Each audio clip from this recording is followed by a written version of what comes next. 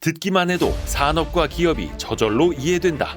최고의 애널리스트와 제야의 고수들에게 직접 듣는 투자 세미나 와이즈 클럽. 고정 댓글을 타고 오세요. 조승우 한약사님 처음 뵙겠습니다. 네, 만나서 반갑습니다. 멀리까지 와주셔서 고맙습니다. 네. 네. 그래서 저는 일단 한 의사는 네네. 아니시고 한 약사. 네, 맞아요. 솔직히 죄송합니다만 한 약사라는 직업이 따로 있다는 것도 몰랐습니다. 맞아요. 그래서 제가 뭐 제 입으로 그렇지만 제가 많이 한약사를 알리고는 있습니다. 네네. 그리고 제 유튜브 영상들에 보면 댓글에 무의식적으로 한의사라고 많이 쓰세요. 그거 가지고 또 누가 댓글에 한의사 아니고 한약사예요. 이렇게 또 서로들 네네네네네. 유치하게 싸움들을 하시는데 한 25년 됐고요. 예. 그 의약분업되면서 의사약사 이제 할 때 한약도 믿고 먹을 수 있게 한의사, 한약사 따로 한방분업이 됐죠. 그게 25년이 됐어요. 네. 그래서 지금 한 3,000명밖에 안 나왔어요. 왜냐면 지금도 의대 증원 때문에 많이들 이제 시끌시끌 하잖아요. 네네네네. 네, 제약회사와 이제 병원 이런 의료 산업이 한방분업도 참 어렵습니다. 그래서 20년 넘도록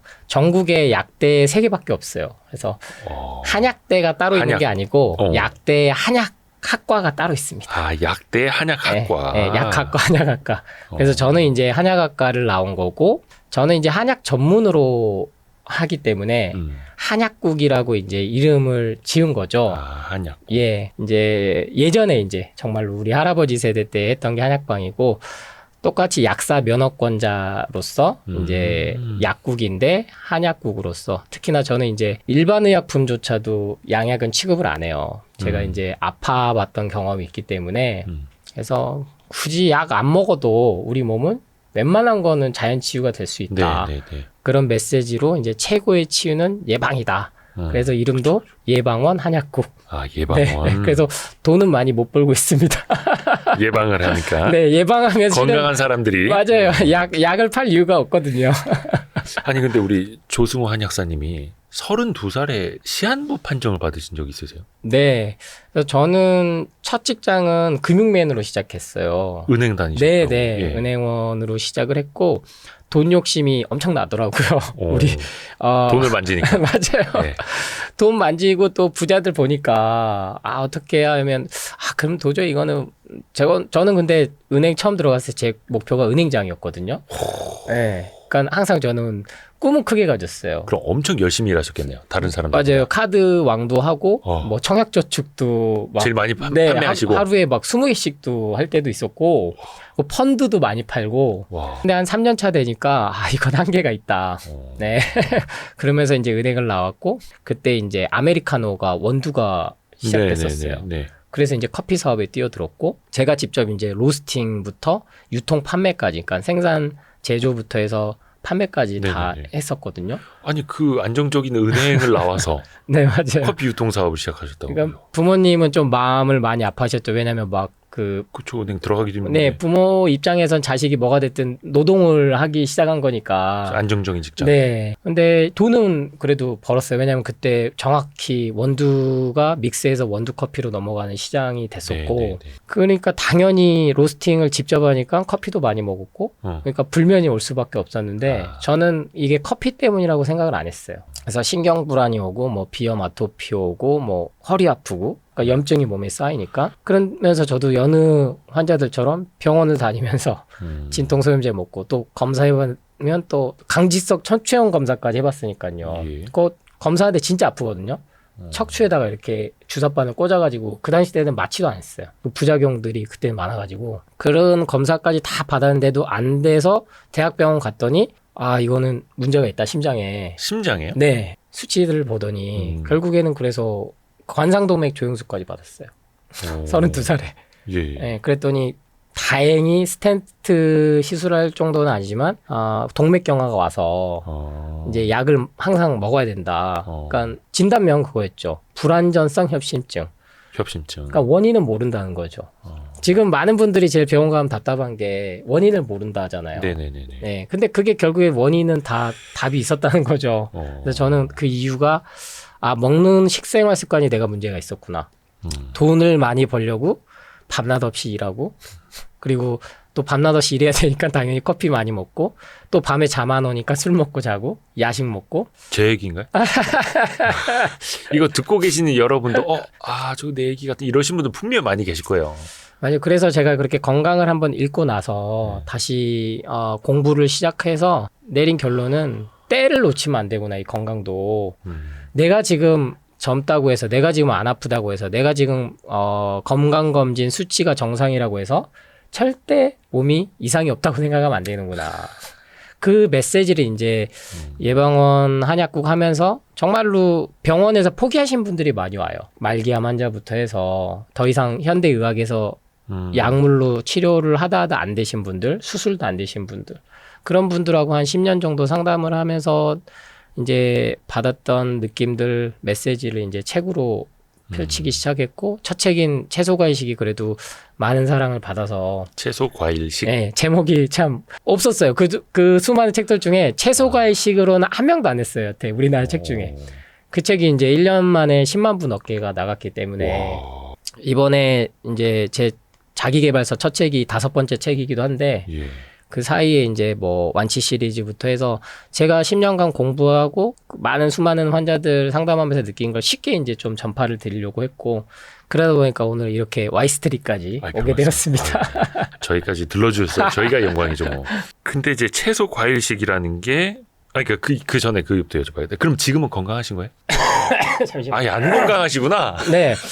제가 감기 걸렸습니다. 그러니까 이 건강의 기준이 달라요. 그러니까 네. 제가 목포에서 7년 정도 이제 생활하다가 네. 예방을 운영하다가 인천 송도로 올라온 지 이제 이번 촬영 기준일로 한 달밖에 안 됐어요. 네네네. 와, 좀 무리하셨나 보네요. 맞아요. 다 초고층 빌딩 숲이 저는 답답해요. 그러니까 올라온 이유는 너무 목포에서 서울까지 이제 왔다 갔다 하기가 힘드시니까. 한계적으로 이제 체력적으로도 그렇고 아내하고 아이하고 떨어져 있는 시간이 너무 많아지고, 그리고 대중교통 이용을 많이 하니까 교통사고 확률이 높아지잖아요. 그것도 이제 줄이고 싶고. 이동 시간도 많고. 그래서 올라왔는데 공기가 일단 확실히 차이가 많이 나요. 그러니까 제가 몸이 저는 이런 체질인 걸 제가 아는데 올라왔더니 역시나 아내하고 아이는 빨리 적응하는데 저는 이게 한 달 정도 가는 거예요. 그러니까 올라와서부터 외부 활동들을 또 막 하니까 크게 아프진 않습니다. 왜냐면 전에 시한부 판정 받았을 때 그런 공포 두려움은 없어요. 대신에 10년 동안 저는 검사를 더 이상 하진 않거든요. 2년마다 하는 혈액 검사 그 정도 수준. 왜 안 하면 과태료 물게 하니까. 그 정도만 하지, 지금처럼 뭐 감기가 아니면은 기침이 안 나온다고 해서 뭐 코로나 키트 검사해볼까? 아니면은 더 나아가서 뭐 폐렴 아니야? 결핵 아니야? 이렇게 생각 안 하고, 내 몸이 냉방병이 왔구나. 에어컨을 제가 진짜 안 쐬요. 네. 근데 이제 스튜디오 큰 데 다니면서 보니까 직방으로 이제 에어컨 받으니까 이게 안 떨어지는 거예요. 그래서 이거는 시간이 지나야 해결되는구나. 그러면 내가 이 기간 동안에 먹는 것만 좀 더 신경 써주자. 그러니까 평소에 저도 가공식품 먹거든요. 아예 뭐 동물성 식품 안 먹는 비건이 아니에요. 근데 그거를 조금씩 줄이는 거죠. 이렇게 컨디션이 안 좋으면. 근데 대부분은 식생활 습관은 놔두고 약으로만 해결을 하려고 해요. 예. 그러니까 더 다른 방법, 빨리 해결할 수 있는 방법. 근데 그 약물 중독이 결국에는 우리를 더 병들게 한다. 그래서 돈을 아끼는 게 아니라 10년, 20년, 30년 뒤에 보면 내가 정말 재테크에서 번 돈이 결국엔 다 의료비로 나가버리는 이런 악순환의 굴레에서 못 벗어나서 이렇게 감기 기운이 있음에도 불구하고 여러분에게 이런 메시지를 좀 드리고자 나왔습니다. 근데 이번에 책도 나를 살리는 습관, 죽이는 습관. 네. 근데 또 여기서 제일 기본으로 중요한 게 식습관이고. 맞아요. 먹는 것부터. 그러니까 앞선 책들은 건강 쪽에 이제 포커스가 맞춰졌다면 방법에 이제 주안점을 뒀다면 원론적인 건 마음의 문제다. 마음에서부터 모든 뭔가 정신은 시작되니까 그 마음을 어떻게 수행하고 해나가는 방법에 대해서 결국에는 그게 자기 관리고 자기 개발이잖아요. 여기 보면 약간 뭐 마음 관리서 이런 것처럼 마음에 불안이 없는 건강한 부자 뭐 이런 이야기도 있고 괴로움을 없애야 몸이 산다. 그러니까 뭔가 의학 지식 같으면서도 자기 개발서 같으면서도 이제 복합적인 느낌? 네. 저 역시 돈을 한동안은 쫓아왔었던 삶이 있었고 지금도 돈만 생각한다면은 방법은 얼마든지 많거든요. 근데 반드시 잃어야 될 게 생겨요. 삶이라는 게 얻는 만큼 잃는다. 맞아요. 모든 거를 완벽하게 갖고 갈 수는 없습니다. 그 밸런스가 참 중요한데. 네. 그래서 우리가 행복하기 위해서 산 건 다 누구나 똑같거든요. 네네네. 그러다 행복을 어떻게 내 정의를 내릴 거냐. 네. 특히 건강에 대해 정의를 어떻게 내릴 거냐. 결국에 지금은 재테크 하시는 분들도 점점점 건강을 포트폴리오에 1순위로 넣거든요. 건강해야 돈도 있어야 돼. 그 생각은 하시는데 그 방법을 조금 더 구체화시킨 거죠. 건강을 잃으면 다 잃는 것이라는 말이 있듯이 네. 건강해야죠. 근데 한약사이신데 먼저 권하는 게 한약이 아니고 네. 오히려 생야채, 생과일을 더 권하신다고요. 네, 그게 이제 살아있는 음식, 죽은 음식으로 좀 제가 표현을 했어요. 그래서 실질적으로 제가 뭐 화식을 해라, 생채식을 해라 이런 게 아니고 개념 자체를 바꾸라는 거죠. 지금 1900년대부터 전 세계적으로 이제 가공식품이 나오기 시작했거든요. 네네네. 화학의 발달 그리고 1, 2차 세계대전을 겪으면서 그러니까 원래는 전쟁의 유통 물자로 쓰기 위했던 게 통조림, 캔, 네. 그리고 다 방부제 처리한 예. 상하지 않게 만들기 오래 위한 보관해야 되니까. 네, 그리고 고기도 그런 식으로 베이컨을 말려서 예. 한 거고요. 근데 전쟁이 끝나고 났는데도 우리는 여전히 그런 거에 익숙해 있다는 거죠. 예. 명절만 되면 스팸을 선물 세트로 돌리는 게 아직도 고급 음식이죠. 네. 예, 스팸이. 실상 그 원조인 미국은 그게 이제 수준이 너무 낮아서 안 먹거든요. 그쵸. 근데 우리나라는 세계 10위 선진국이 됐는데도 고급 음식. 네, 명절 때 뜻깊은 가장 선물로 하고 있는 게 참 안타깝다는 거죠. 돈을 이왕이면 좀 더 좋은 데 써도 되는데. 네네. 그래서 그 개념을 우리가 바꿔야 된다. 저는 자본주의를 사랑합니다. 예. 예, 돈을 벌어야 되고 하는 거는 당연한 거라고 그쵸, 봐요. 그쵸. 저 역시도 뭔가를 파는 입장인 거고 그게 사람이 자기를 팔든 물건을 팔든 책을 팔든 뭐든 이 자본주의 논리 안에 살아갈 수밖에 네. 없어요. 근데 그 안에서 현명하게 돈을 어디다 쓸 거냐. 아니면 경제 쪽에 주식이든 뭐든 재테크에 작전 세력이 있든 건강 쪽 먹는 거에도 작전 세력이 생겼다 이제는. 건강, 식품, 의학 모든 거에. 근데 우리는 기존에 해왔던 그 세뇌당한 것처럼 전문가들이 말하면 그게 다 진실이겠지. 설마 의사, 약사가 거짓말하겠어? 에이, 나쁜 거 팔겠어? 뭐 아니면 나라에서 마트에서 이런 거 못 먹는 거 팔겠어? 근데 술, 담배도 팔잖아요. 그럼요. 네. 그러니까 가공식품 자체는 이미 몸에 해롭다는 건 다 밝혀졌는데 네. 그거를 우리가 외면하고 살다 보니까 몸이 아팠다. 그러니까 그것만 바라보는 해안을 가지면 결국에는 그게 바탕이 돼서 재테크도 흔들림 없이 할 수 있다. 왜냐면 이거 살까 저거 살까 지금 팔까 나중에 팔까 이 고민하는 거랑 똑같이 이거 먹을까 저거 먹을까 예를 들면 마라탕을 먹을까 탕후루를 먹을까 아 이거는 지금 나한테 해로워 지금은 참아야 돼 그 자기를 조절할 수 있는 능력이 있어야 되는데 음식부터 그게 이 말 그대로 몸을 신경계를 교란시키면요 판단력이 다 흐려져요. 삶 전반에 들어가는 있어서. 것부터가 맞아요. 달라지면 네. 판단력도 달라지고. 삶 자체가 살아있는 음식 일단 들어와야 뭔가 마음이 깨끗해져서 어떠한 판단을 해도 정확히 할 수가 있는데 들어온 것부터가 나를 이미 죽이고 있거든요. 그러니까 정상적인 판단이 실은 안 돼요. 그러면 남이 얘기한 대로 끌려다니는 거죠. 야 저거 지금 정보주 테마주 떴다 지금 사야 돼. 예, 부동산 지금 해야 돼. 그 얘기들을 다 쫓아가거든요. 근데 그러신 분들은 똑같이 다 건강기능식품 뭐 유행만 하면 다 사요. 안 먹으면서. 현재 먹지도 않으면서 계속 사요. 불안하거든요. 네. 나만 뒤처지는 것 같으니까. 근데 이게 삶 전반에 똑같이 들어간다는 거죠. 그래서 채소과일식이라는 게 어려운 게 없어요. 원래 우리 인류가 먹어왔던 거 먹어라. 주식이 채소과일인데 주식이 육식이다라는 주장이 정말 많이 잠식했었어요. 네. 그래서 단백질을 위해서는 고기 먹어야 돼. 그렇죠. 더 하다 이제는 분말가루로 먹잖아요. 그게 실은 분유예요. 네네네. 그래서 우리 와이스트릿에서 다루셨을지 모르겠지만 분유 시장이 지금 완전히 죽었거든요. 그죠. 애를 안 낳으니까. 맞아요. 예. 점점점 앞으로는 사양 산업이 되고 망할 산업이에요. 그래서 그러면은 우리나라가 굴지의 그 선두주자였는데 뭐 어떻게 가느냐? 그걸 단백질로 음료. 예. 바꾼 거예요. 어르신들 네. 드시라고. 예. 분유를. 네. 그게 산양류 단백질이고 아이들이 먹는 건데. 네. 근데 WHO에서도 분유 먹이지 말고 모유 먹여야 된다. 분유통에 아예 써져 있어요. 가장 아이에게 좋은 건 모유입니다. 아, 그러니까 자연에서 온 거를 먹여야 되고 아하. 인위적으로 맞는 거는 성장에도 안 좋지만 부작용이 남는다는 게 이미 확인이 됐거든요.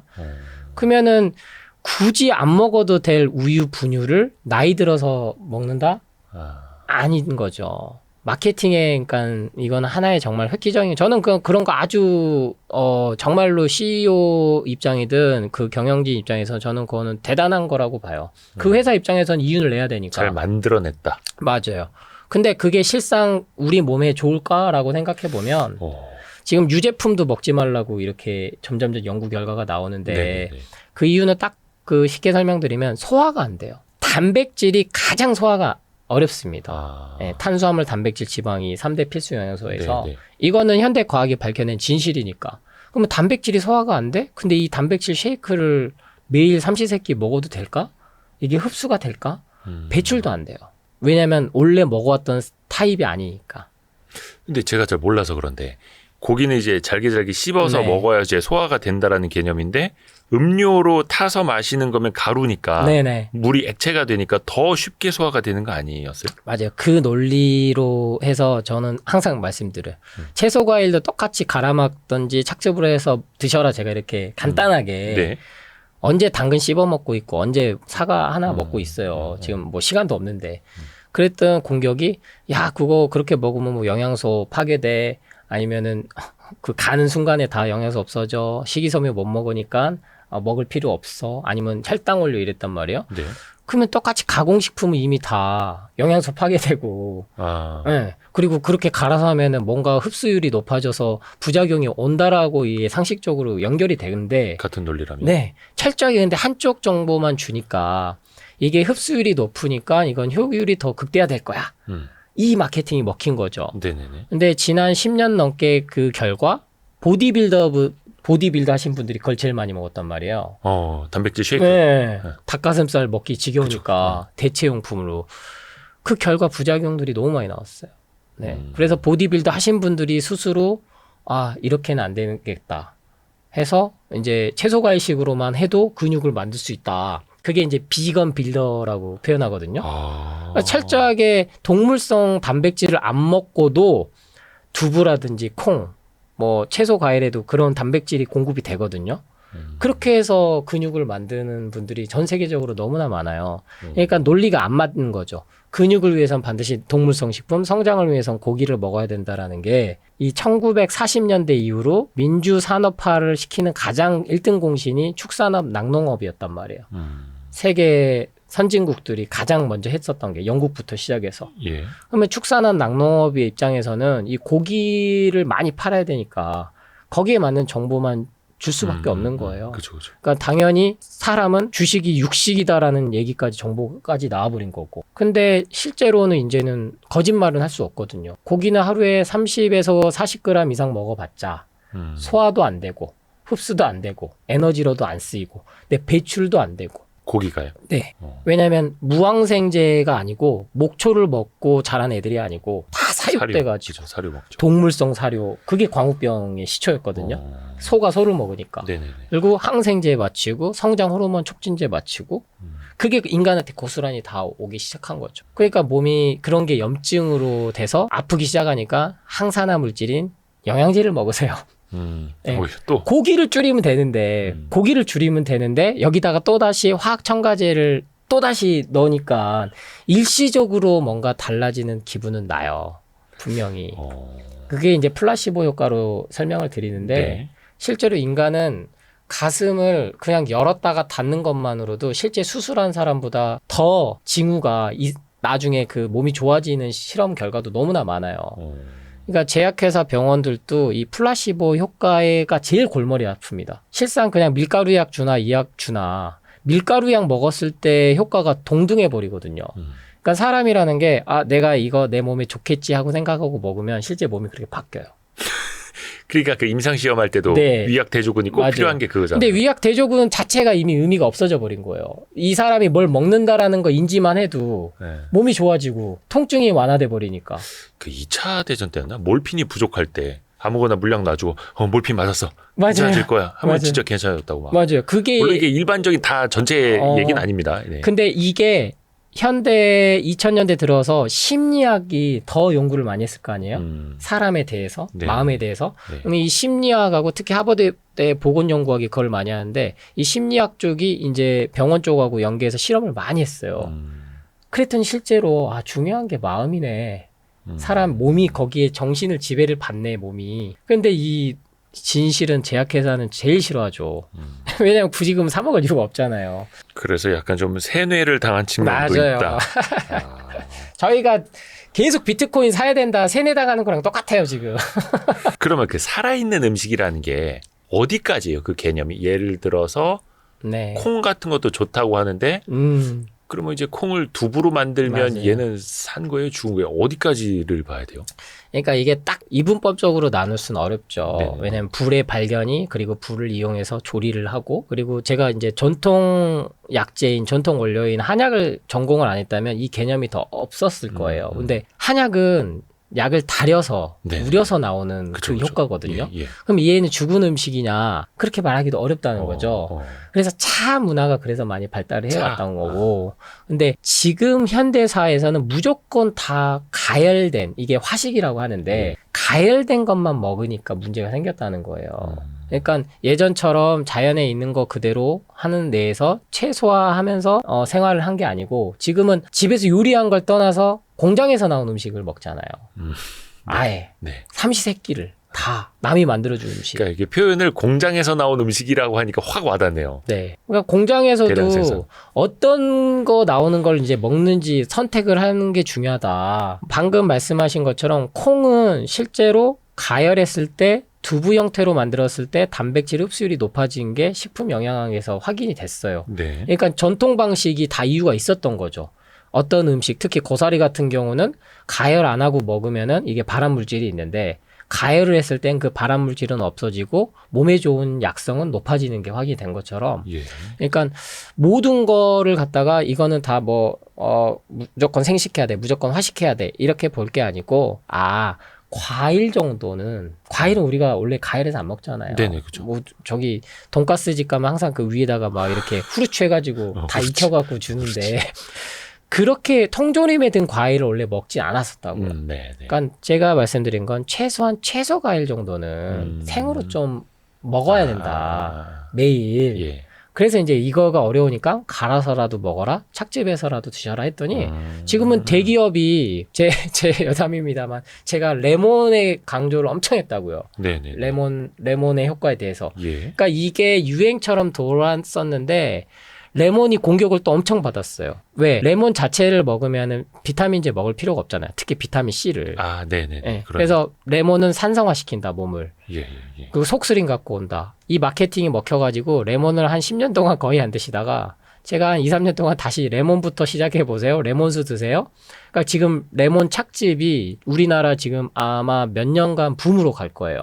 대기업들도 다 뭐 중소기업부터 해가지고 다 레몬 착즙을 내거든요. 그러니까 저는 이런 거는 공장에서 일괄로 만들 때는 현대 과학기술을 빌리면 좋다는 거죠. 예. 레몬 하나 일일이 착즙해서 드시면 얼마나 좋겠어요. 집에서 레몬수 만들어 힘드니까, 놓고. 근데. 근데 저는 상당히 효율적인 걸 중요시하는 사람이라서 기업들이 이렇게 움직여 준 게 제 목표인 거죠. 그러니까 좋은 쪽으로. 맞아요. 예. 네, 왜냐하면 돈도 벌고 국민 건강도 좋아지고 소비자도 자기 돈 쓰면서 정말 몸도 좋아지고 그게 지금 트렌드가 지금 바뀐 게 레몬 착즙이거든요. 그러면은 대량 유통시키기 위해서도 더 시설도 완벽해야 되고 또 유기농 레몬 구하기 어렵거든요. 네. 네, 근데 그것도 알아서 기업에서 다 선별해가지고 해주고. 그러니까 저는 그래서 다 무조건 사 먹지 마라. 공장에서 나온 음식 다 이건 쓰레기야. 이런 관점이 아니고 우리 소비자가 우리가 우량주를 살지 테마주 살지 잘 선택해야 되는 것처럼. 예. 주식 좀 하시는 것 같은데. 맞아요. 그러니까 그 정보들을 내 판단을 해야 되는데 여기에 딸랑딸랑 끌려가 버리니까. 그렇게 되죠, 또 인간이. 맞아요. 근데 건강은 더더욱 사람들이 전문가 의견에 많이 따라요. 네네네. 네. 예. 근데 그런 시대는 지났다. 뭔가 다 기본 마케팅과 상업주의와 이윤이 깔려 있지 건강 쪽도 순수한 의도로 주는 정보는 이제는 거의 없다고 보셔야 됩니다. 그러니까 다시 기본으로 돌아가야 되는데 그러면 그 레몬 착즙 이런 네네. 표현해야 되나? 레몬 착즙. 네네. 그거는 뭐 비타민 C 같은 개념이에요? 어디 어떻게 좋은 거예요? 그죠. 우리가 약간 특별히 몸에 좋은 거를 찾을 이유가 없는 게 네. 인간이 이제 종교적으로 보면 5,000년이고 네. 진화론적으로 보면 이제 700만 년인데 네.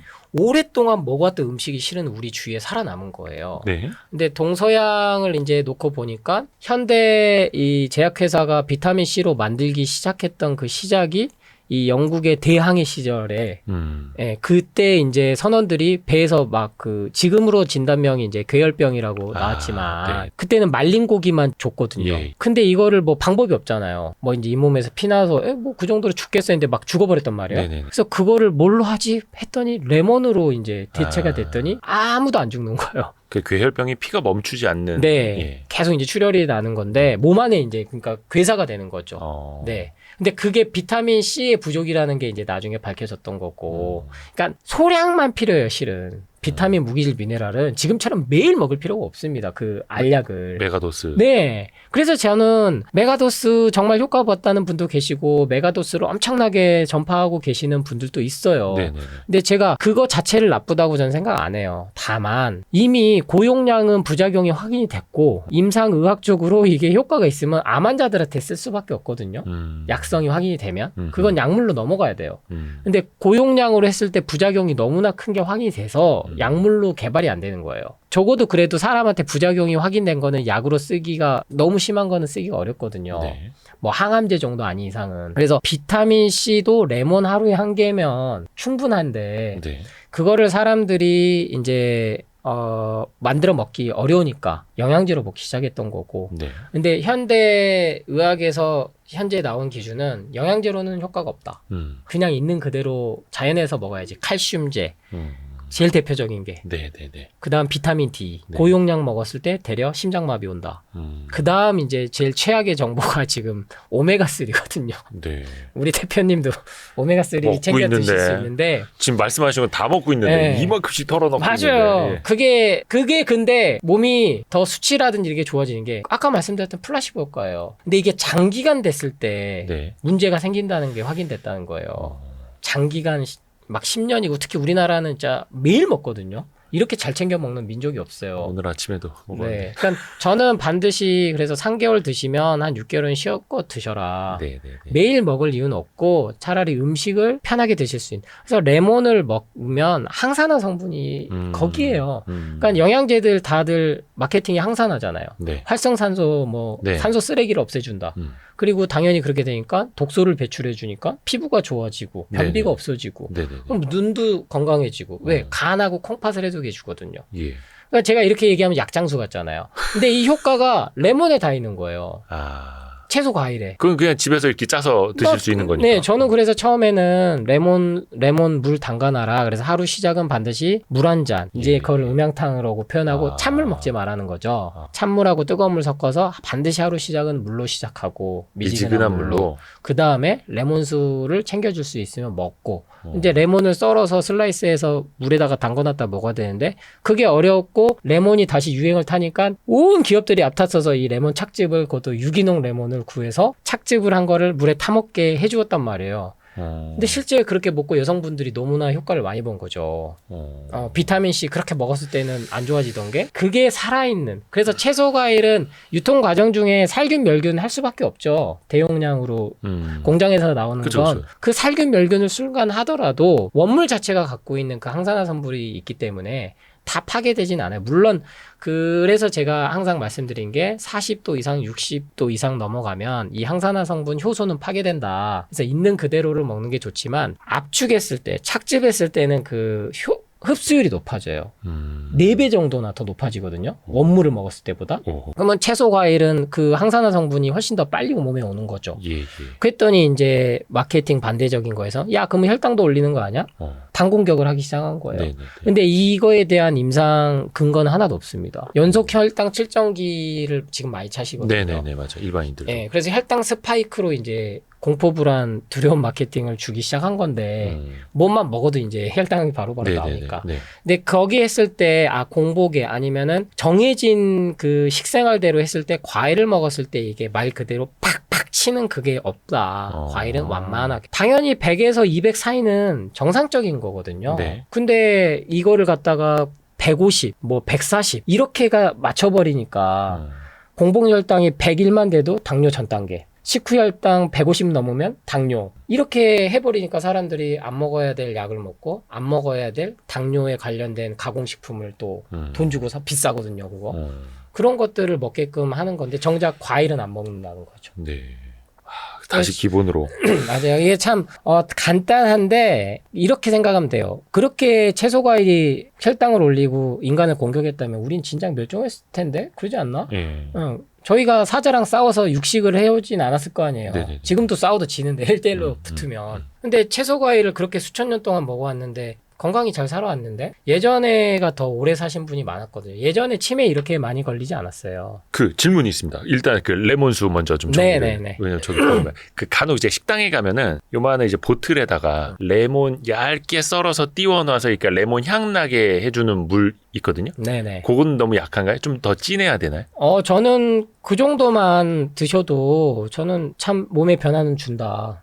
그런 일상 생활들이 몸을 바꾼다. 그래서 예. 그런 게 조금 관심만 가지면 지금은 뭐 하루 한 포 먹게끔 딱 나와버리니까 그 정도는 실은 먹어야 돼. 레몬 한 개는. 레몬 한 개의 분량. 네, 실은. 그러면 이렇게 레몬 쫙 짜서 거의 진짜 원액 그 엄청 신 거 꽉 참고 이렇게 원샷 드링킹 딱 하면 그런 건 괜찮습니다. 이게 또 농도에 대해서도 좀 알아야 돼요. 원액을 바로 드시긴 힘들어요. 왜냐면 레몬을 먹고 속이 쓰리다, 역류성 식도염이 왔다, 위액이 과분비돼서 더 위장장애가 왔다, 복통이 왔다, 설사가 왔다 이런 경우가 실제 있어요. 왜 그러냐면 과하면 안 돼. 가공식품에 의해서 길들여져 있거든요. 근데 살아있는 이 효소들이 들어와서 자극을 하는 게 불편한 거예요. 그래서 실제로 몸이 독소 배출하는 첫 번째가 가장 빠른 게 구토, 우리 인간은. 그 다음이 설사. 빨리 네. 배출시켜야 맞아요. 되니까. 네. 그러니까 기존에 먹었던 걸 내보내는 거죠. 그래서 특히 커피로 역류성 식도염 오신 분들이 다짜고짜 레몬 원액 드시면 100% 위경련 옵니다.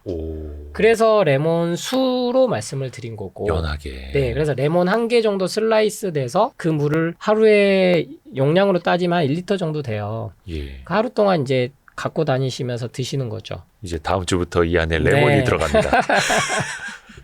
저는 항상 그냥 맹물 마시는데 네. 레몬을 좀 넣어야겠네요. 그것만 해도 진짜 2주만 딱 해보세요. 그럼 우리 대표님 눈이 맑아지는 게 느껴지죠. 지금 너무 쾌한가요?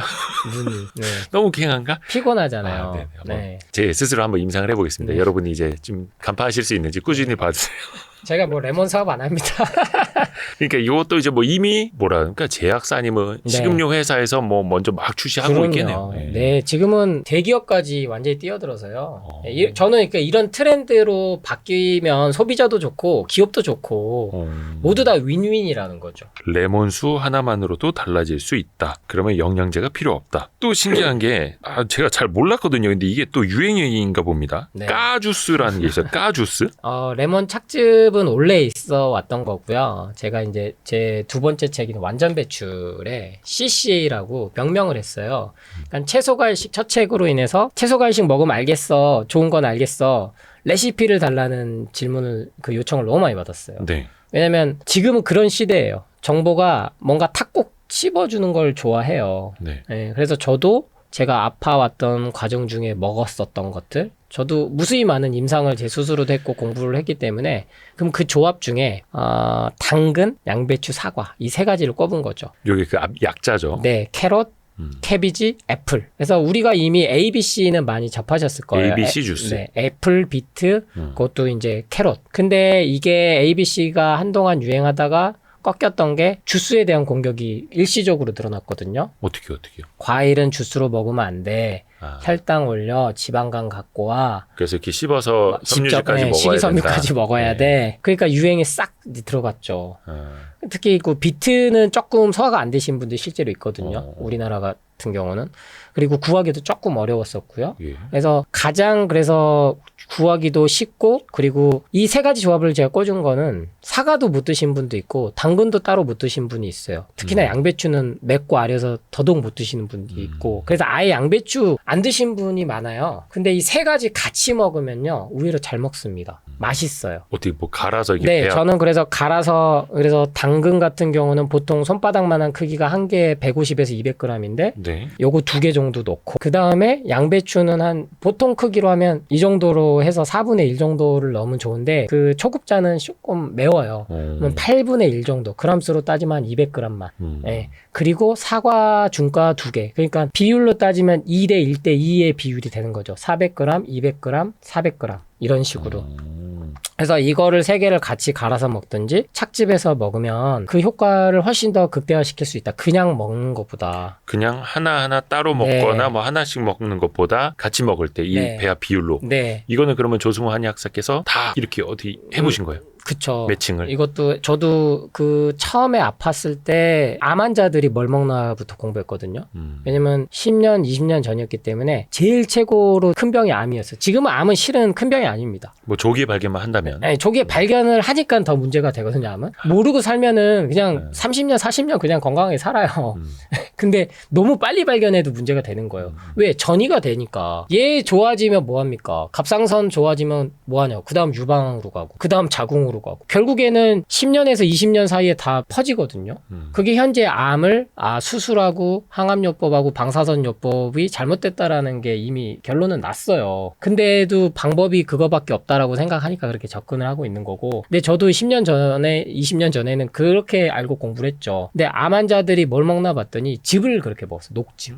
전 세계적으로 녹즙을. 그러니까 착즙인 거죠. 근데 이게 식이섬유라는 게 영양소는 없어요. 다만 몸 안에 독소들을 배출시켜주는 그 역할을 하는 거예요. 그래서 변비 있으신 분들은 채소 많이 먹어라. 근데 우리나라 환자들이 제일 헷갈리는 게 특히 콩팥투석 하신 분들은 채소 먹지 말라고 하거든요. 칼륨 수치 높여져서. 근데 혈액투석 하신 분들은 그래서 완치가 안 돼요. 특히 당뇨 환자부터 해서 신장 콩팥이 나빠지면 결국에는 심부전, 심장이 안 좋아져서 돌아가시는데 합병증으로.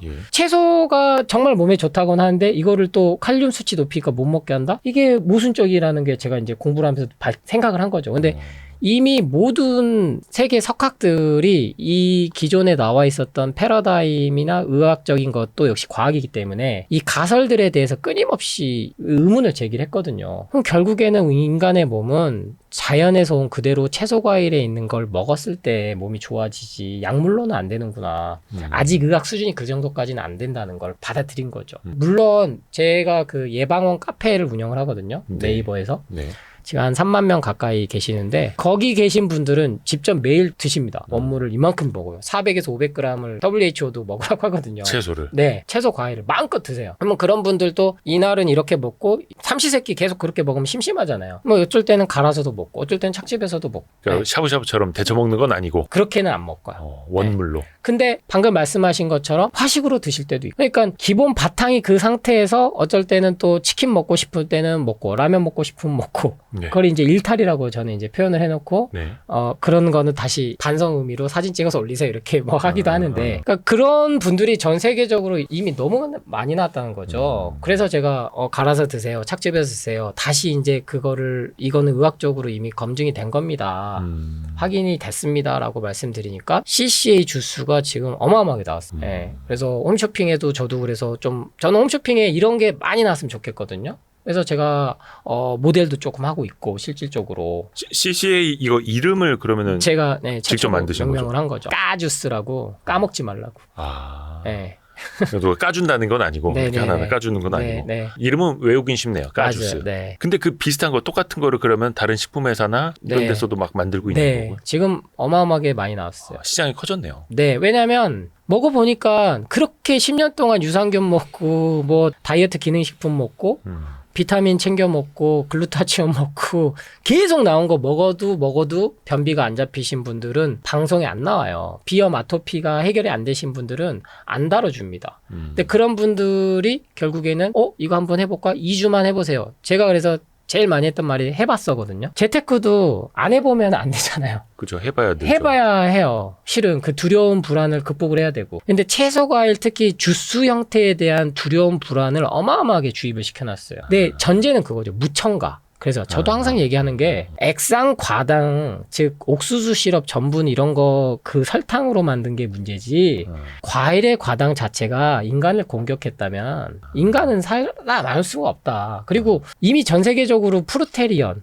과일만 먹고 사시는 분들. 어. 그리고 당장에 제가 예방업 카페를 뭐 수익 목적이 저런 걸 따지면 할 수가 없어요. 근데 그걸 하는 이유가 팔아 이렇게 매일 이렇게 마음껏 먹고 하는데도 다들 좋아지거든요. 혈당부터 해서 당뇨와 고혈압약, 뭐 신지로이드, 갑상선약 수십 년간 못 끊는 저는 절대 약을 끊어라 말은 안 해요. 근데 여러분이 선택을 하셔야 된다. 계속 해봤는데 안 되면 다른 방법 찾아봐야 될 거 아니냐. 네. 그러면 이왕이면 내 돈을 제대로 낸다 써봐라.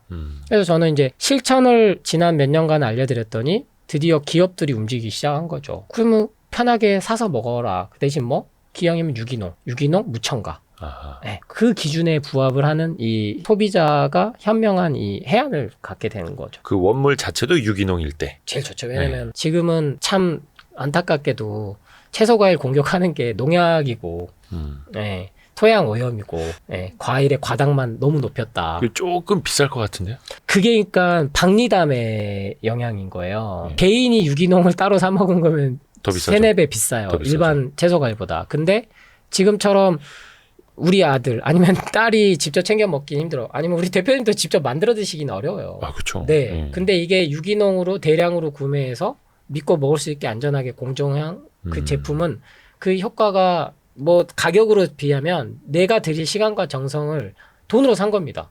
한 포에 지금 평균적으로 제가 알기로는 1,000원에서 1,500원 정도예요. 네. 그럼 커피 한 잔 값보다 싸요. 아, 그래요? 하루치가? 하루에 한 포. 1,000원에서 1,500원. 네. 뭐 하루 한 포만 먹어도 된다는 거거든요. 그러니까 커피 끊고 네. 한 이틀치 먹을 수 있겠네. 네. 그리고 담배 피신 분들은 한 달에 10만 원 넘게 쓰는데 그리고 커피는 뭐 제가 기준으로는 저기 이제 저렴한 커피를 말씀드렸지만 편의점이나 기본 4-5천 원이잖아요. 그렇죠. 그렇죠. 네. 그래서 저는 또 제 영상들을 많이 보신 분들 제일 불편한 진실은 이제 아프면 일단 커피부터 끊어라 그 얘기를 많이 드리니까 네네네. 거기에 써야 될 돈을 이렇게 한번 돌려만 봐라. 네. 아니 안 그래도 그 커피 여쭤보고 싶었는데 저도 커피를 좋아해서 많이 마시기도 하고 뭐 잠 깨려고 먹기도 하고 한데 특히 우리나라 이제 뭐 커피 공화국이라고 하지 않습니까? 네네네. 하루에 한두 잔은 일상인데 네네 맞아요. 뭐 한 잔, 두 잔 정도는 오히려 뭐 좋다고 보시는 분들도 있고 네. 근데 그거는 뭐 이게 나를 네. 살리는 습관, 죽이는 습관 어디에 들어가는 겁니까? 죽이는 습관에 들어가죠. 네. 커피 한 잔으로 끝나는 경우는 없습니다. 그래서 뭔가 이 가이드라인이 데드라인이 쳐 있다라는 건 그게 이미 문제가 있다라고 인식을 하셔야 돼요. 예를 들면은 임산부는 커피 하루 한 잔 이상 먹지 말라고 명확하게 얘기가 돼 있었어요. 근데 그것도 반대로 뒤집어서 임산부도 하루 한 잔까지는 네. 괜찮다 이렇게 받아들이잖아요. 그렇죠. 왜냐하면 하도 임산부들이 커피 먹으면 안 되냐고 물어보기 시작하니까. 예전에는 무조건 임산부는 커피 먹으면 안 됐어요. 실제로. 어르신들한테 혼나지. 그렇죠. 엄청 혼났죠. 혼나지.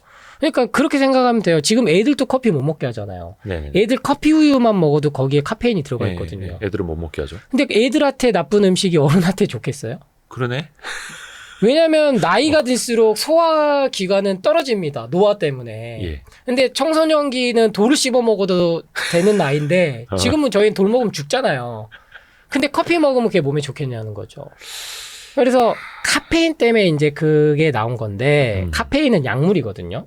그러니까 음식에 쓰면 안 돼요. 이게 코카콜라가 코카인을 맨 처음에 넣었었다가 나중에 이제 이게 법적으로 문제돼서 코카인을 뺐다는 거는 음식에 관심 있으신 분들은 다 아는 거예요. 네. 근데 이제 코카콜라가 죽어도 포기 못한 게 이 카페인이란 말이에요. 예. 그래서 탄산음료에 카페인이 계속 살아남은 겁니다. 마시고 나면 정신 번쩍 들고. 맞아요. 예. 각성을 갖고 오니까. 예. 그래서 커피만 하루 한 잔 먹으면 상관없겠죠. 근데 모든 음식에 지금은 카페인이 들어가 있어요. 예. 오늘 또 저 와이스 때 처음 오니까 너무 반가워 주셔가지고 자연강장제 주셔서 우주님이 봤더니 디카페인 돼 있더라고요. 디카페인 챙겨드린 건데 일부러 저희가. 그러니까 카페인은 그만큼 몸에 안 좋다라는 걸 다 인정하는 거예요. 그러니까 디카페인 나오는 거고. 디카페인이 왜 나왔겠어요? 그만큼 카페인이 몸에 안 좋다라는 거는 제약회사나 식품회사가 이건 부정할 수 없는 사실이에요. 근데 왜 안 좋냐를 쉽게 설명드리는 게 중독성이다. 중독성. 근데 커피 하루 한 잔으로는 끝나지 않는다. 카페인으로만 따져도 모든 거에서 카페인이 들어가 있다. 과자에도 들어가 있고 찾아보면 다 들어가 있어요. 아니 근데 이제 카페인도 어느 정도 이제 마시면은 이제 각성이 돼야 되는데 저 같은 경우에는 아침에 빨리 잠 깨려고 막 커피 막 쭉쭉 빨아 마셔도 잘 안 깨거든요. 그게 이제 내성이 생긴 거죠. 내성인가요? 그게 이제 조금 어렵게 저는 원래 어렵게 설명드린 건 안 좋아하는데 그래도 우리 경제 채널이니까 네네네. 전문가적인 퍼스로 드리자면 아데노신이라는 카페인이 이 연결을 망쳐버려요. 그러니까 부신, 즉 콩팥 위에 있는 장기가 하나 있거든요. 부신. 왜 스트레스 호르몬이라고 호르몬 많이 코르티솔 나오는. 네. 많이 들어보셨잖아요. 그거를 만들어주는 장기인데 예. 이게 거기서 하나 더 들어가면 아데노신이라는 우리 인간이 갖고 있는 그 전구체를 갖다가 연결을 카페인이 대신해 버리는 거예요. 그 역할을. 그러니까 뇌가 바보 되는 거죠. 그러니까 순간 에너지는 팍 부스터 역할을 하는데 점점 그게 많이 쌓일수록 카페인 즉 커피는 더 요구를 하는데 그 용량이 늘어날수록 또 효과는 떨어지는 악순환이 되는 거고. 그러니까 그 기전까지가 밝혀졌음에도 불구하고 커피 시장이 지금 뭐 술, 담배 다음에 3위이기 때문에 그리고 코카콜라부터가 커피 시장으로 넘어왔거든요. 왜냐면 탄산음료는 몸에 좋다고 하는 전문가는 이제 한 명도 없어요. 그죠. 예. 있을 수가 없어요. 네네. 근데 커피도 이렇게 갈 수밖에 없어요. 근데 지난 수십 년간 커피의 좋은 점들을 했기 때문에 저 역시 제 커피 사업할 때 당연히 그렇게 얘기했을 거 아니에요. 네? 맞아. 커피 사업 하셨으니까. 네. 그럼 당연히 이게 몸에 좋다라고 하지 몸에 안 좋은 거는 부각을 안 시키죠. 근데 지금은 방금 말씀하신 모닝커피 절대 하지 말아라는 건강 기사들이 심심찮게 나와요. 모닝커피 안 좋아요? 네, 공복에는 커피 먹지 말라는 기사가 이제는 드디어 나옵니다. 그러면 그 기사 빨리 내리게 하겠죠. 다국적 커피 회사들이 볼 땐 불편하겠죠. 그럼 광고 또 실어주는 거. 그게 언론은 어쩔 수 없어요. 네. 근데 그래도 저는 그 기사가 이제는 나온다는 것 자체만으로도 이제는 왜 언론이 진실을 아예 이렇게 왜곡하거나 하진 않거든요. 보도의 그 빈도수의 차이지. 그래서 모닝커피는 실은 몸을 망치는 최악의 습관. 공복에 특히. 네. 하루 시작을 뭘로 시작하느냐가 아주 중요하거든요. 하루의 시작을. 네. 근데 에너지가 너무 많이 쓰이는 거예요. 순간 뇌는 각성이 됐지만 그게 가짜라는 거죠. 그래서 그 습관만 바꾸셔도 실은 그 소화 흡수하는 데 드는 에너지가 회복 재생하는 에너지로 쓰일 수가 있어요. 그러니까 이게 참 몸은 지쳐가고 힘들고 잠도 제대로 못 자고 또 근데 맞아요. 일은 해야 되고 또 빨리 출근을 해야 되고 하니까 아침 일찍에 억지로 막 발전기 돌리는 거잖아요. 맞아요. 아이스 아메리카노 쭉쭉 들이키면서. 네. 그래서 외신에서도 한국 사람들이 왜 저렇게 아이스 아메리카노를 좋아하는가 막 네. 조명하기도 하고. 네. 그래서 빨리 또 그게 각성이 필요한 거고 나중에 되면은 자연스럽게 또 그걸 찾게 되는 거고. 네. 근데 음식도 다 그런 가공식품만 찾게 돼 있어요. 술 먹게 돼 있고 믹스커피 드신 분들은 반드시 담배를 많이 피울 수밖에 없고 그게 서로 부르거든요. 불러요. 서로. 약물이기 때문에 그 화학 구조들이 그 땡긴다는 말이 딱 맞는 거예요. 그 전문 용어 아닙니까? 네. 의학 용어 아니에요? 그 땡긴다? 네. 그러니까 신기한 게 저도 예전에 이제 담배 피울 때 보면 믹스커피 마시고 나면 담배가 땡겨요. 맞아요. 담배 피울 때 또 믹스커피 땡기고. 네. 군대에서 이거 없으면 이게 서로가 부르는 거예요. 맞아요. 그러니까 인위적으로 그러니까 이거를 여러분들이 그냥 만들어진 맛이라 생각하시면 안 돼요. 엄청나게 연구한 결과물입니다. 인간에 대해서 호르몬에 대해 연구하고 미각에 대해 연구하고 이야. 서로의 화학 작용에 대해서 연구하고. 과학이네요. 근데 이제는 우리가 그런 거에 돈을 쓰면서 내 몸을 망칠 수준은 지났다는 거죠. 네. 삶이 너무 단순해지니까. 참 근데 거기에서 빠져나오는 게 쉽지 않은데. 네. 그래서 제가 이번에 자기계발서를 쓴 거예요. 내가 현재 지금 중독이 돼 있다는 건 삶이 어딘가가 불안하고 그쵸. 두렵고 공허하고 외롭고 근데 그 사람들이 그걸 돈을 못 벌어서 그렇다라고 또 그걸 착각을 하거든요. 내가 돈이 없어서 그렇다. 승진을 못해서 그렇다. 인간관계가 안 좋아서 그렇다. 근데 그렇지 않거든요. 그러니까 그거를 채우려고 첫 번째는 사람들이 먹는 거에다가 중독이 되게 만들고 근데 그걸 해도 안 채워지니까 소비를 또 해요. 의류 소비하고 공허하니까. 안 사도 되는데 남들이 사니까 따라 사고 맞아요. 네. 그리고 이제 더 나아가서 하는 게 이제 주식인 거죠. 네. 나도 한번 주식쟁이. 맞아요. 주식쟁이. 한번 저기 부동산 해봐. 왜? 일확천금은 저거밖에 없을 것 같고 나만 안 하면 바보 같고 저 역시 합니다. 재테크를. 해요 저요. 네. 저는 소수점 투자를 많이 하거든요. 그렇게 우량주 위주, 배당주 위주로. 네네네. 예전에는 저도 단타를 하고 정보주, 테마주 사고 이런 그 재미를 왜 원래 기질이 제가 그랬으니까. 근데 이제는 그게 결국에는 내 선택의 책임은 내가 져야 되는데 대부분이 남이 좋다고 하니까 했다. 그 누구한테 속았다. 실은 그 속인 사람은 원래 그게 직업이에요. 사기꾼도 직업입니다. 그러니까 속은 사람이 잘못이다 이게 아니고 최종 선택은 내가 했다는 것만 받아들여도 그렇죠. 훨씬 죄책감이 덜해요. 인생이 실패했다라는 생각이 덜 들어요. 돈 좀 잃으면 어때? 다음엔 이 선택 안 하고 아직 내가 살아 있으니까 건강하면 됐지. 그러니까 이 연결고리를 갖고 가려면 음식부터 저는 이제 좀 바꿔야 된다라는 메시지를 드렸던 거고. 아하. 근데 이번 책에서는 음식을 뭘 먹든지 술, 담배, 삼겹살을 매일 하셔도 스트레스 안 받고 즐겁게 살면 상관없다. 그렇죠. 근데 왜 자꾸 그런 거 몸에 안 좋다는 음식 먹으면서 건강검진을 불이 나게 쫓아다니냐. 3개월마다 받고. 그러니까 병원 가면 수치가 안 좋으니까 약물 늘어나고, 약물 늘어나면 결국 약물 부작용 때문에 또 약 들어가고, 결국엔 수술 받고, 항암하고. 보험 잔뜩 들어봤자 도움 안 되거든요. 그 연결고리를 한번 끊으려면, 내 마음이 현재 내가 공허해하구나. 그거를 빨리 알아차려라.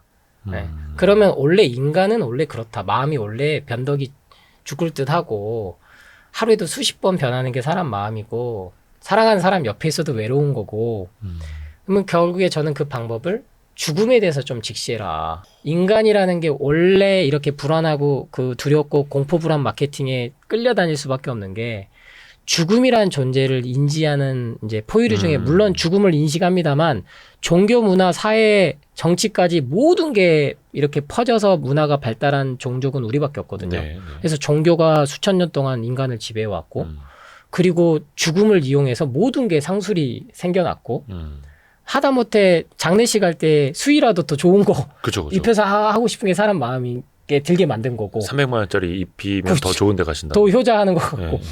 그리고 묘자리도 그렇게 생기는 거고. 근데 그게 다 문화라는 거죠. 근데 양집하는 곳. 그 문화가 죽음에 대한 그 두려움에서 시작된 거다. 그러네요. 네. 유한하니까. 맞아요. 삶이 네. 유한하니까. 근데 또 오래 살지도 않거든요. 저도 오늘 택시 타고 오면서 사고가 한 번 날 뻔했단 말이에요. 오. 야, 이 택시를 타고 오면서 사고 안 난 것만 해도. 네네네. 근데 그 사고 날 뻔한 게 왜 난 줄 아세요? 왜요?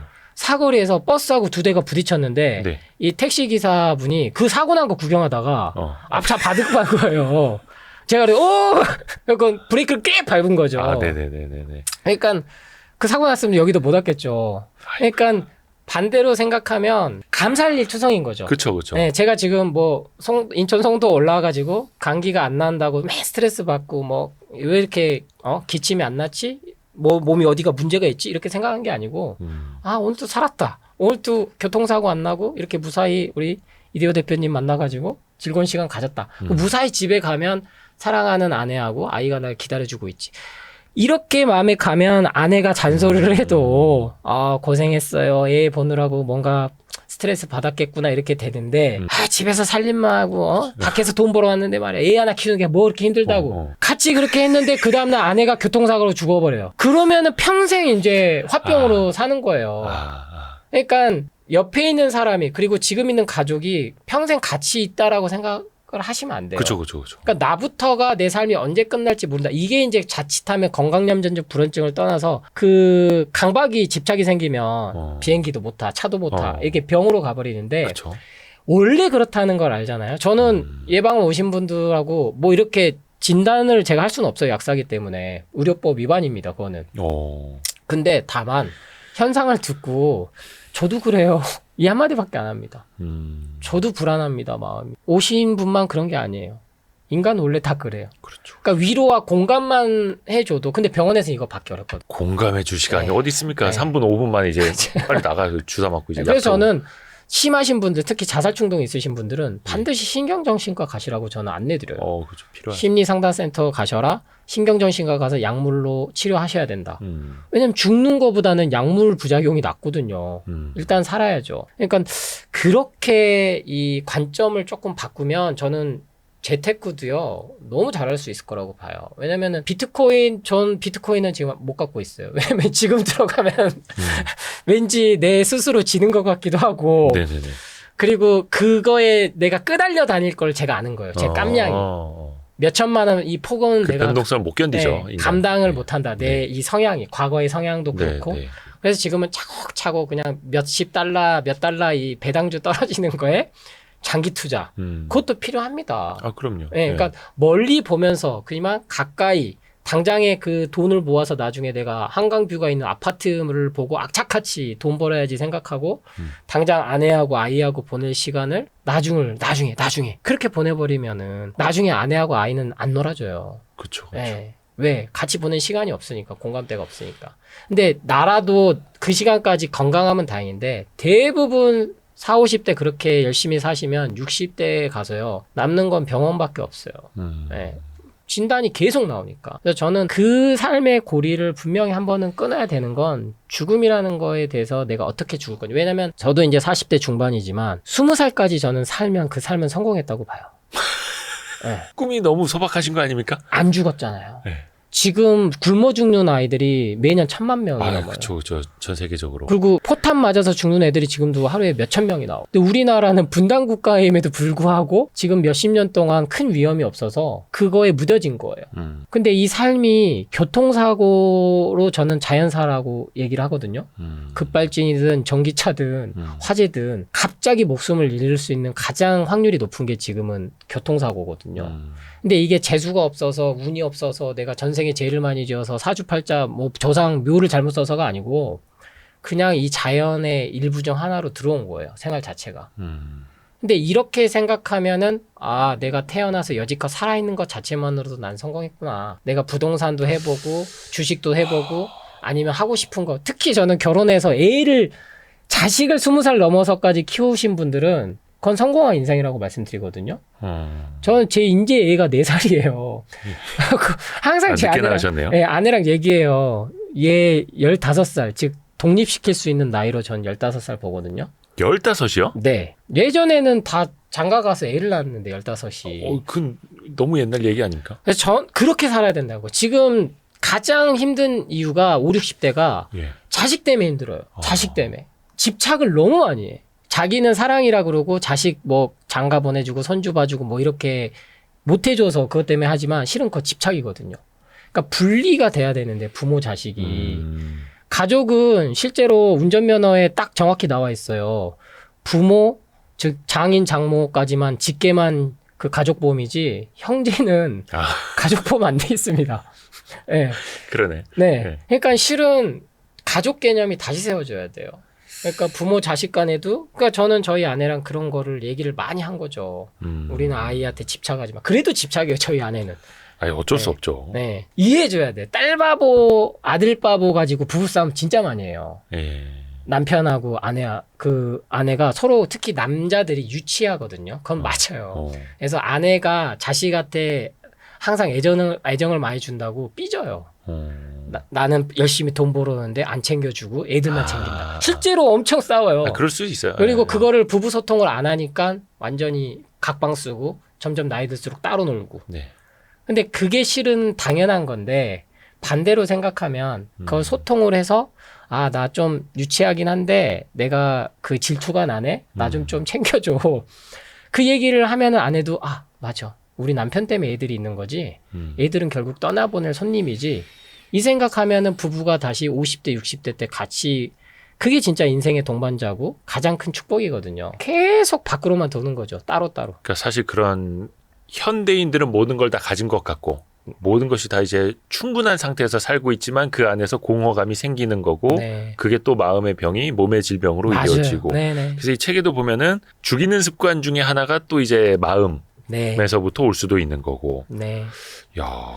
그러니까 제가 기존에는 건강 쪽의 방법론에 치우쳐졌다면 지금은 저는 주식을 하면은 반드시 저기 은행 금리보다는 많다라고 저는 압니다. 왜냐면 은행원도 했고 예. 제가 10년을 넘게 저는 갖고 있거든요.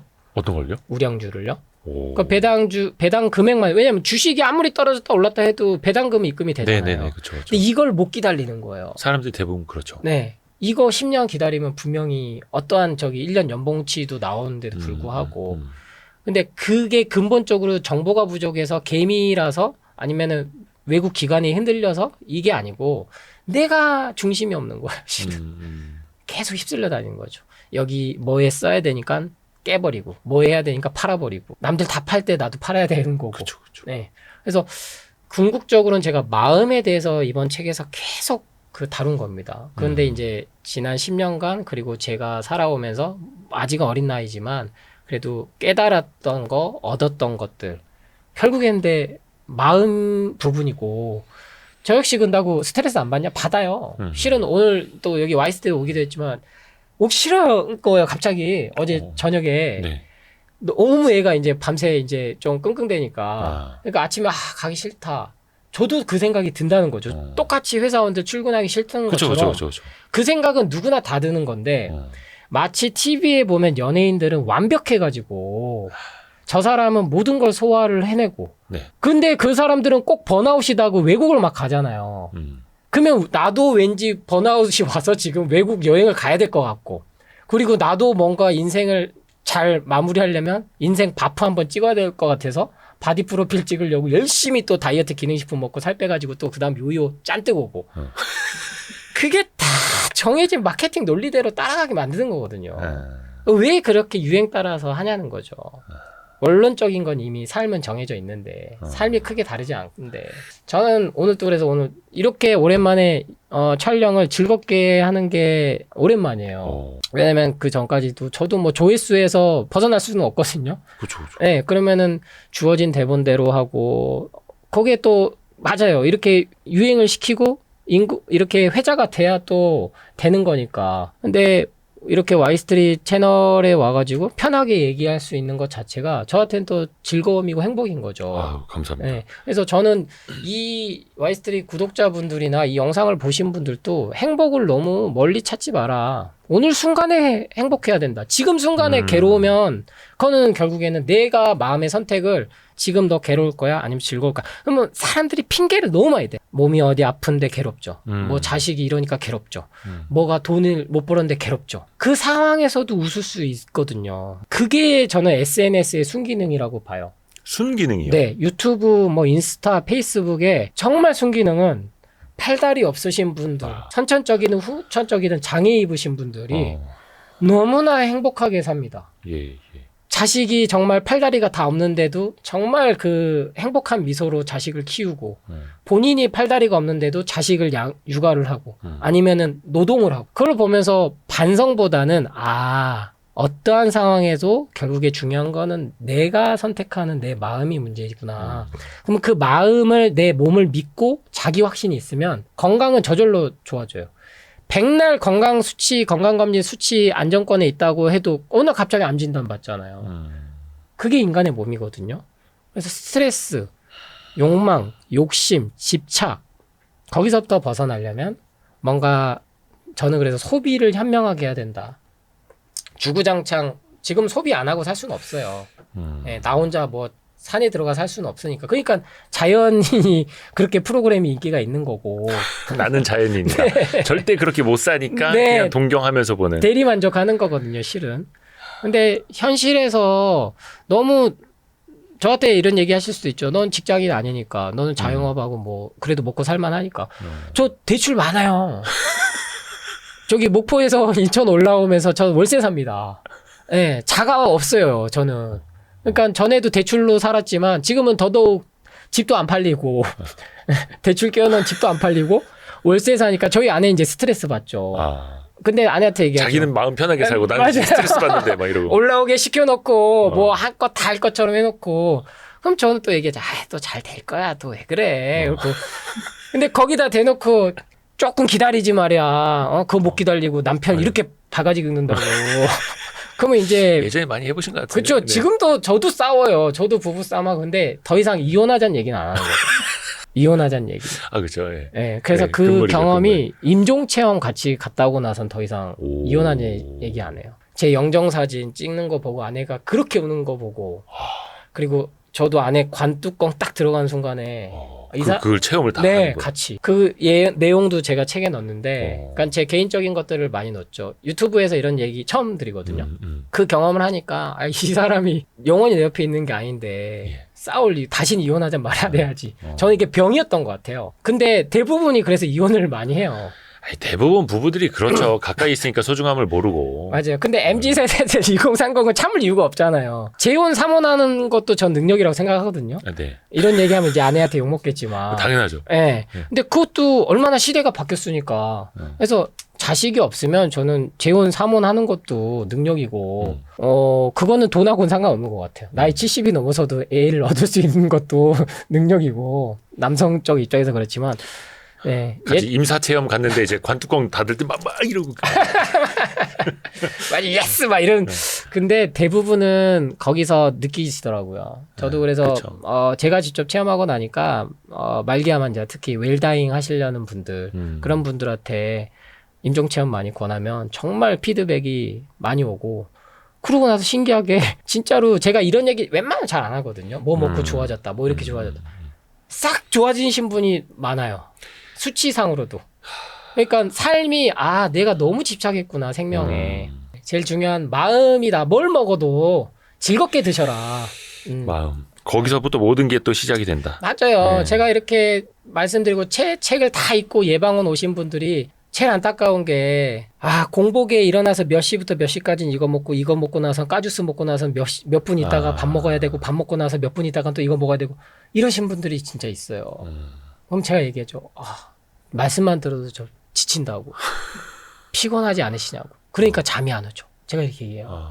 왜 그렇게 마음을 스스로 쪼이냐고. 그러니까 제발 편하게 사시라는 거예요. 뭘 먹든지 간에 첫 번째 이 비율만 바꾸면 돼요.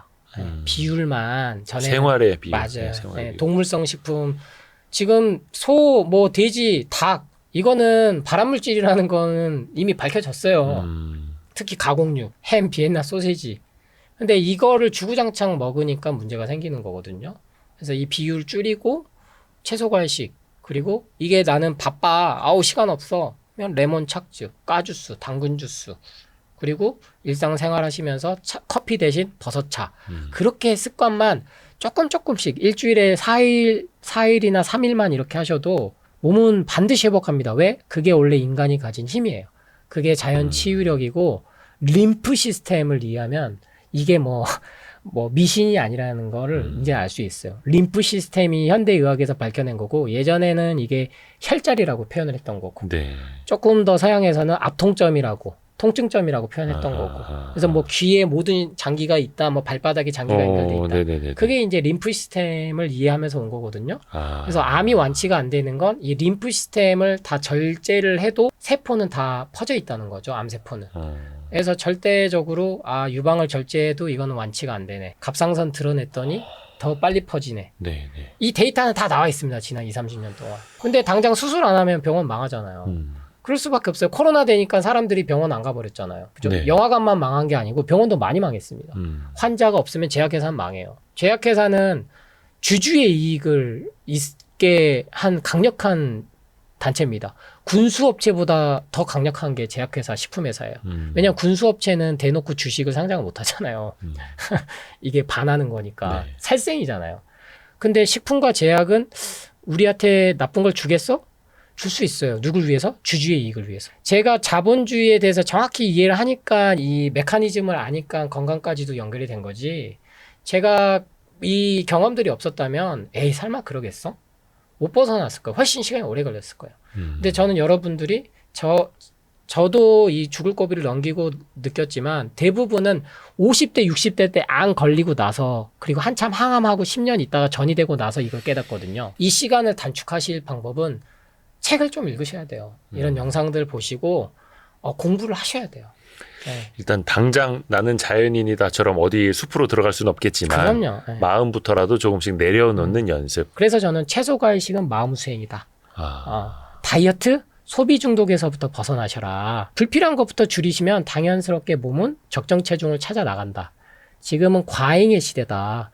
그래서 소비를 아예 끊을 수는 없어요. 그걸로 스트레스가 어느 정도 풀리고 그게 또 삶의 이유기도 하거든요. 네. 저는 부자와 거지의 공통점은 죽을 때 공통점은 분명히 계좌에 돈 다 못 쓰고 죽었다는 거죠. 마이너스 통장일지라도. 그러면은 살아생전에 최대한 돈 쓰라는 주의로 말씀드려요. 그 돈 모았다가 뭐 할 건데, 아꼈다 뭐 할 건데. 그러니까 욜로족처럼 흥청망청 살라는 게 아니고 그래도 최소한 우리나라처럼 부동산에 너무 혈안이 돼 있는 나라는 없어요. 그쵸, 선진국 중에. 그렇죠. 아니 한강뷰 그 20평짜리가 수십억 주고 살 이유가 뭐가 있습니까? 목포는요 40평짜리가 뭐 3, 4억밖에 안 해요. 그러니까 제가 월세로 살 수밖에 없죠. 올라왔는데. 그러니까 인생의 목표를 어디로 잡을 거냐. 제가 언제까지 역할 활동을 할지는 모르겠습니다만 저 역시 많이 부족하고 저 역시 뭔가 하기 싫을 때가 많고 하지만 제가 해야만 하는 일들이 저를 행복하게 하니까 결국에는 나누고 사는 거거든요. 저도 저희 아내랑 초창기에 많이 싸웠던 게 왜 이렇게 약값을 안 받냐. 왜 이렇게 약을 안 파냐. 왜 이렇게 남 좋은 일만 시키냐. 우리 지금 애 키울 돈이 없는데 막 이런 얘기를 많이 들었단 말이에요. 빚은 이렇게 많아가지고 속이고 결혼해가지고 사기 결혼이라고. 근데 결혼은 원래 사기예요. 결혼하려면 사기를 쳐야 됩니다. 그죠. 가장 내가 멋지게 보여야 맞아요. 되니까. 돈 있는 척 해야죠. 근데 그거를 알아도 이해해 줄 수 있는 사람을 만나는 게 그게 부부예요. 근데 이거는 사기야. 너 빚 많네? 이혼해. 그러면 뭐 2년이 거기까지밖에 안 되는 거죠. 네. 그렇다고 해서 진짜 그 사기 결혼을 조장하는 건 아닙니다. 네네. 중의적인 표현인 거고. 네. 그러니까 삶이라는 게 다 그렇지. 근데 부부도 너무 완벽한 걸 생각하니까 지금 젊은 세대들이 결혼 안 하는 거거든요. 조건만 너무 따지니까. 완벽한 상대. 네. 그러면 결혼해가지고 이 사람 암 진단 받으면 버릴 거예요? 그럴 거란 얘기잖아요. 그럼 얼마나 슬퍼요. 그럼 누군가는 또 당신을 버린다는 얘기예요. 근데 내가 그러지 말란 법이 없는 게 인생이거든요. 제가 좋아하는 찰리 먼거가 비슷한 이야기 하나 한 게 있습니다. 정말 예쁘고 잘생기고 돈도 많고 능력 있는 사람이 당신과 결혼하지 않는 이유는 그 사람이 제정신이기 때문이다. 그래도 자기애는 강하는 게 맞습니다. 그래서 네. 자존감은 남하고 비교해서는 안 돼요. 네, 비교하지 마세요. 스스로 행복해 하려면 자존감은 남이 뭐라고 해도 내 고집이 있어야 됩니다. 그래서 그 고집을 이해해주는 사람을 만나면 최고의 그게 성공한 인생이고, 왜냐면 혼자보다는 동반자가 있는 게 맞거든요. 그럼요. 네. 그래서 저는 또 오늘 이번 와이스트릿에서 저는 여러분들 구독자들이 다 그런 거를 찾으신 분이라 생각해요. 와이스트릿 통해서 뭔가 경제적 자유. 그렇죠. 근데 저는 이제 조금 더 진정한 경제적 자유를 생각해 보셔라. 마음의 자유. 화두를 던져드린 거고. 예. 네. 진짜 많이 깨닫는 게 우리가 맨날 경제적 자유, 또 자유민주주의, 네. 뭐 시장경제, 뭐 자유경제 이 얘기하는데 정작 우리 마음의 자유는 얼마나 생각해 봤는가. 맞아요. 반성 많이 했습니다. 지금 대부분 재테크나 뭐 자기개발 쪽에 그래야 성공한다고. 잘하는 일, 좋아하는 일이 같아야 된다. 네. 그래야 뭐 열정이 솟고 번아웃이 안 온다. 근데 이 해야만 하는 일에 대해서 얘기를 안 해요. 잘하는 일, 좋아하는 일을 하기 위해서 싫어도 해야 되는 일이 있거든요. 그리고 잘하는 일, 좋아하는 일도 반드시 하기 싫을 때가 있어요. 네. 미디어 정보는 좋은 면만 보여주니까 이 놀이랑 일이랑 노동이랑 휴식이랑 이런 걸 다 분리를 시켜버린 거예요. 워라벨, 뭐 번아웃 왔으니까 떠나야 돼. 그럼 여행사는 좋거든요. 네. 너 카드사도 좋고. 너 지쳤어. 실은 여러분이 회사원이다 아니면 자영업이다 일할 때 스트레스 받아요. 그러면은 차라리 나 놀면서 돈 번다라고 한 번쯤 생각해 보면요 훨씬 몸도 피곤함이 덜합니다. 근데 월요병이 생기고 그리고 뭐 금요일이 순식간에 가고 하는 이유가 평일 때 버티고 주말에 그걸 풀어야 된다라는 그래야 돈이 소비가 되거든요. 그렇죠. 네. 근데 평일 때도 그냥 야식 드실 수 있는 분들은 다 드시거든요. 근데 그걸 참았다가 금요일 날 주말에 막 풀어버리니까 그게 몸에는 더 부하가 걸려요. 그래서 저한테도 제일 많이 들어왔던 질문이 술을요, 저는요, 안 먹다가 한 번에 3-4병 뭐 한 달에 한 번씩 먹는데 그게 더 낫겠죠? 매일 먹는 거보다? 그 질문 그때 진짜 포금하려고. 네. 하루에 한두 잔씩 먹느니 차라리 그렇게 3-4병 한 번에 먹는 게 낫겠죠. 자기가 그러고 싶다는 거죠. 맞아요. 그래서 저는 답을 이렇게 드려요. 그럼요. 그렇게 드세요. 그게 마음이 편하면 그렇게 하셔야죠. 이게 맞지? 아니요. 술은 하루에 한 잔도 몸에 안 좋다는 게 확인됐고요. 소주를 갑자기 안 먹다 먹으면요. 간이 갑자기 부어가서요. 더 몸에 안 좋습니다. 이 얘기 해주면 뭐 할 거냐는 거예요. 그래서 아까 초반에 임산부 하루에 한 잔까지만 된다는 얘기가 나온 거예요. 아메리카노. 네. 임산부들이 너무나 원래 마시고 싶어 하니까. 할머니 세대까지 누가 커피 먹었어요. 우리나라 여성들이 전 세계적으로. 그렇죠. 근데 중고등학교 때부터 20대까지 다 커피 달고 살던 여성분들이 커피 못 먹게 하니까 진짜 먹으면 안 돼요? 먹으면 안 돼요? 듣기 편하라고. 하루 한 잔까지는 괜찮아요. 연하게. 근데 하루 한 잔도 안 된다는 얘기거든요, 실은. 저는 이제 조승호 한약사님 통해서 몸 건강만 배울 줄 알았는데 마음 건강까지. 사실 이 책의 거의 절반 이상이 좀 마음 건강에 대한 이야기이기도 하고. 그래서 나를 살리는 습관, 죽이는 습관, 여러분들이 이제 살리는 습관을 더 많이 이제 체득하셔서 또 오랫동안 또 함께 하시면 더 좋을 것 같습니다. 그래서 오늘 조승우 한약사님과 함께 했습니다. 너무 감사드립니다. 네, 다음에 또 네. 불러주시면 즐겁게. 아유, 고맙습니다.